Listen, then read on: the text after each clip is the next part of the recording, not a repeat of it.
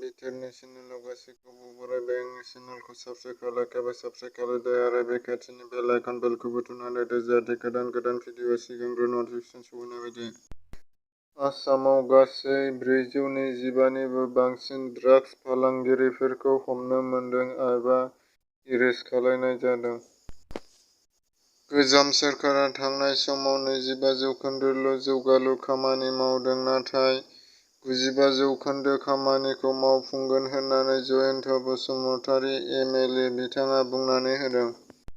धेमाजि जिल्ला जरनाय बिधान सभा बियाबनि एम.एल.ए. पुरबन पेगुआ सिगां गामि पन्चायत न'बांखौ बेखेवनायजों लोगोसे बिथाङा खौरांगिरिफोरनि सिगाङाव माखासे बाथ्रा फोरमायदों एबा बेखेवनानै होदों। भारत हादराव 24 घन्टानि गेजेराव 1,34,154 गोदानै कर'ना पजिटिभ मोननो हादों। बेनिनो 2,880 जन सुबुंनि जिउ गोमादों।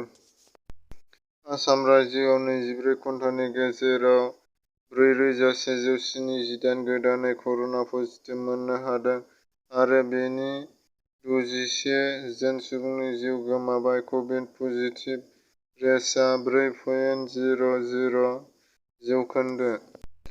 रायजो-राजाफोरनि गेजेराव मोनसे सोंथि सिखारदों दि थामथि गिख्रंथाव माहारियारि कर'ना भाइरासआ जामारसिगोन नामा? बे बाथ्राया सोंनाय सिखारदों।